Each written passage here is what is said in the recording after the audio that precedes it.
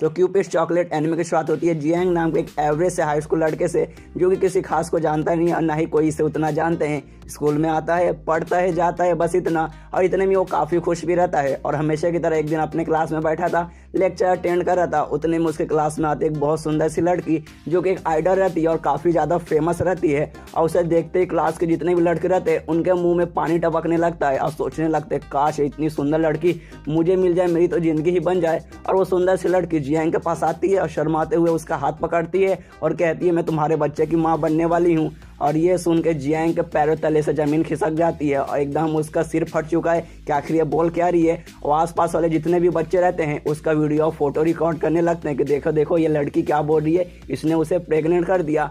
और लड़की ये भी कहती है कि बच्चा तुम्हारा ही है और लगभग ये 3 महीने हो चुके हैं मुझे प्रेग्नेंट हुए।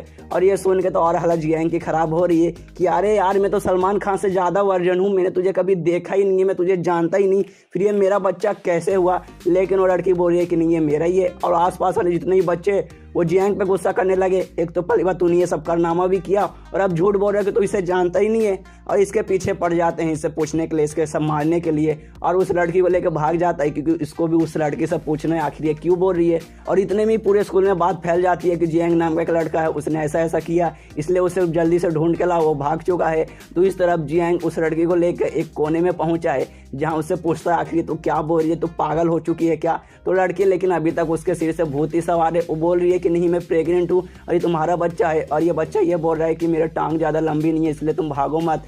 यहाँ पे जियांग की हालत ख़राब हो रही है कि ये पक्का पगला गई है। और उस लड़की से कहता है कि मुझे तुमसे और भी कुछ पूछना है, इसलिए तुम मुझे छत पे मिलना है स्कूल के, मैं अभी यहाँ से निकलता हूँ। और जैसे ही वहाँ से निकलता है सारे बच्चे उसे देख लेते हैं और फिर से उसके पीछे पड़ जाते हैं। और पता नहीं क्यों अचानक से यहाँ पे जियांग के अंदर बॉलीवुड के हीरो जैसी सुपर पावर आ जाती है और एक झाड़ू से सबको मार गिराता है। लेकिन उतने में ही 2 मस्कुलर लड़कियाँ उसे पकड़ के जो वुमेंस बाथरूम रहते हैं उसमें घींच लेते हैं और उस पर काफ़ी ज़्यादा गुस्से थे। और वो दोनों सॉकर टीम के मेंबर्स थे और उनकी जो कैप्टन थी वो आती है और वो जियांग से कहती है कि मुझे तुमसे ये उम्मीद नहीं थी, तुम मुझे भी पसंद करते थे, अब तुम्हारा किसी और लड़की के साथ अफेयर चल रहा है। और जियांग को समझ नहीं आ रहा कि एक पहले लड़की आके बोल रही है कि मैंने उसे प्रेग्नेंट कर दिया, अब ये दूसरी लड़की आके बोल रही है कि मेरा इसके साथ अफेयर है। और दोनों जो मस्कुलर लड़कियां थी वो फिर गुस्सा करने लगती है जियांग पर। लेकिन यहाँ पे वो उनके कैप्टन वो बोलते हैं कि हम दोनों के बीच का मामला है इसलिए तुम दोनों बीच में मत आओ, मैं बात कर रही हूँ। और ये पूछने लगती है जियांग से यार सच बताओ उस लड़के के साथ तुम्हारा क्या चक्कर चल रहा है, आखिर वो लड़की कौन है। यहाँ पे जियांग परेशान हो रहा है,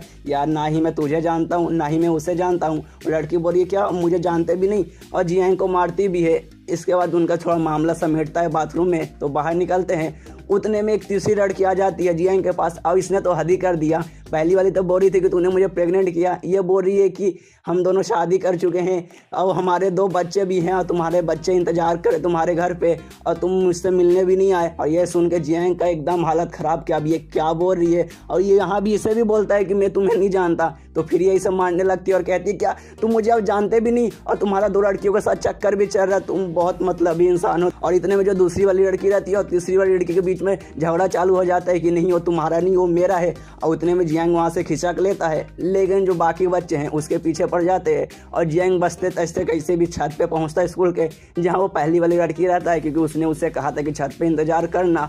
उतने में सारे लड़के और जितने भी बच्चे थे स्कूल वाले सब आ जाते हैं और जियांग पर चिल्लाने लगते हैं कि तुझे बोलना पड़ेगा, तेरा एक साथ 3 के साथ चल रहा है, तो ऐसा कैसे कर सकता है। लेकिन जियांग यहाँ पे समझा रहा है कि नहीं मैं इनको जानता ही नहीं, मैं इनको पहली बार जानता ही नहीं, मैं इनके साथ कर कैसे सकता हूँ कुछ भी, सबको मैं पहली बार देख रहा हूँ। लेकिन कोई भी उसकी बात पे विश्वास नहीं करता, इसलिए जियांग यहाँ पे सोचता है कि मैं खुद की जान ले लूँगा और ख़त्म कर लूँगा। और वो बिल्डिंग से नीचे कूद जाता है। तभी चमत्कार होता है, एक क्यूपिड गर्ल मतलब पिंक बालों वाली एक बहुत सुंदर सी लड़की आती है और पूरा टाइम रोक देती है और जियांग को बचा लेती है। और जियांग पे गुस्सा करने लगती है, क्या तुमने क्यूपिड चॉकलेट खाया है। अब जियांग को समझ नहीं आ रहा कि ये किसके बारे में बात कर रही है। तो लड़की बताती है कल स्कूल के छत के ऊपर एक चॉकलेट था, क्या तुमने वो खाया है। तो जियांग बोलते हैं कि हाँ मैंने खाया था, मुझे भूख लगी थी। तो ये क्यूपिड गर्ल चिल्लाने लगती है, अरे यार वो चॉकलेट जो भी खाएगा वो प्यार में पागल हो जाएगा और तुम किसी लड़की के साथ खाओगे तो वो तुम्हारे प्यार में पागल हो जाएगा और ये किसी के भी दिमाग में उसके प्यार के लिए झूठी झूठी यादें बना देगा। जैसे कि थोड़ी देर पहले साइड क्या बोल रही है कि मैं तुम्हारे बच्चे की माँ बनने वाली हूँ,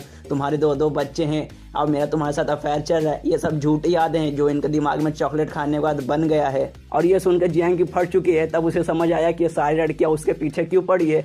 और यहीं पे ये एपिसोड खत्म हो जाता है। तो मिलते हैं अगले किसी वीडियो में, जब तक के लिए बाय बाय।